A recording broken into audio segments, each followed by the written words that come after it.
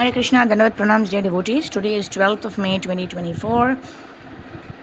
Let's begin our early morning with prayers and bhajan for the pleasure of Guru and Gauranga. Nityanando avadotendur vasudha pranavallabha janvi jivitapatihi Krishna prema pradaprabhu Padmavati sutah Shriman Shachinandana purvaja Bhavunmato jagatrata Rakta Gaura Kalevarah चैतन्य कृष्ण चैतन्यो गौरांगो द्विजनायकः यतिनां दण्डिनां चैव न्यासिनां च शिरोमणिः रक्ताम्बरधरः श्रीमान् नवद्वीपसुधाकरः प्रेमभक्तिप्रदश्चैव श्री शचिनन्दनस्तथा चतुश्लोकी भगवद्गीता। ओम नमो भगवते वासुदेवाय ओम नमो भगवते वासुदेवाय ओम नमो भगवते वासुदेवाय। श्रीभगवानुवाच अहं सर्वस्य प्रभवो मत्तः सर्वं प्रवर्तते इति मत्वा भजन्ते मामुदभावसमन्विताः मच्चित्तमद्गता प्राणबोधयन्तः परस्परं कथायन्तश्च मां नित्यं तुष्यन्ति च रमन्ति च तेषां सततयुक्तानां भजतां प्रीतिपूर्वकं ददामि बुद्धियोगं तं येन मामुपयन्ति ते तेषमेवानुकम्पार्थम् अहम् अज्ञानजं तमः नाशयामि आत्मभावस्तु ज्ञानदीपेन भास्वतः। चतुश्लोकी भागवतम्। ओम नमो भगवते वासुदेवाय ओम नमो भगवते वासुदेवाय ओम नमो भगवते वासुदेवाय।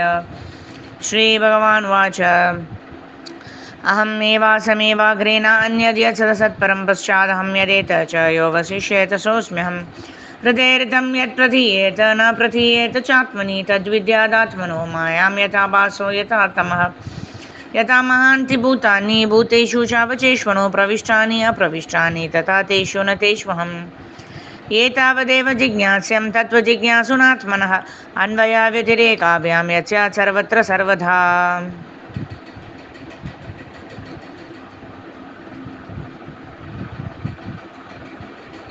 चैतन्य चरितामृत।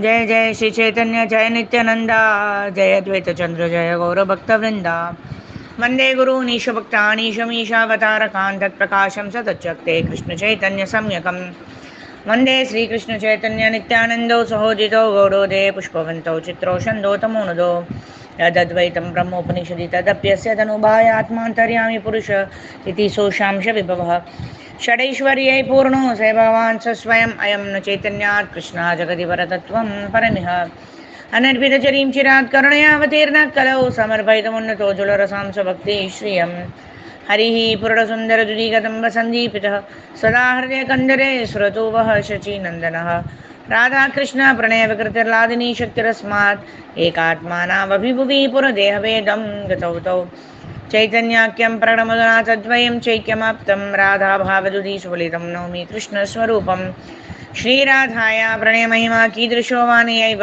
स्वाद्यो येनाद्भुतमधुरिमा कीदृशो वा मदीयः सौख्यं चास्य मदनुभवतः कीदृशं वेति लोभात् तद्भावाद्यः समजनीश गर्भसिन्धौ हरिन्दुः। नामाष्टकं वर्स नंबर 1। निखिलश्रुतिमौलीरत्नमालाजुजनीराजितपादपङ्कजान्तायि मुक्तकुलैरुपास्यमानं परितस्त्वां हरिनाम संश्रयामि।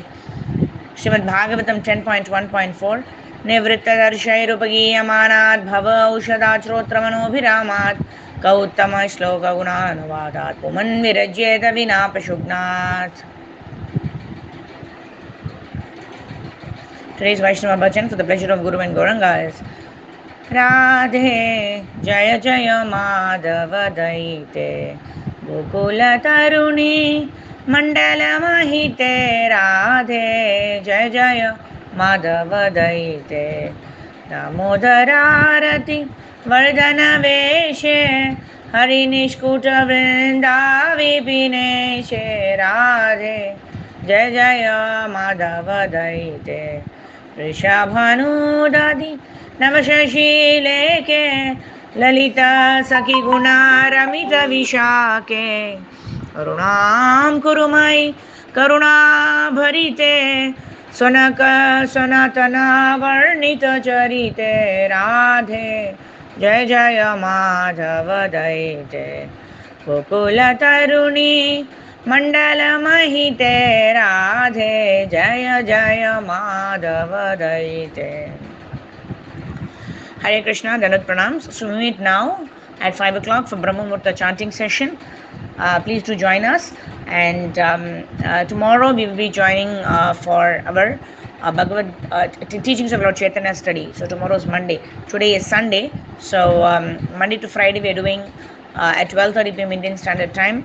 TLC study Monday, Tuesday, Wednesday, Thursday, Friday Bhagavad Gita. So please do join us from Monday to Friday for Srila Prabhupada book study. And today we will meet at 5 a.m. for chanting Hare Krishna Mahamantra during the auspicious Brahma Muhurta time. Thank you. Hare Krishna, Danat Pranam.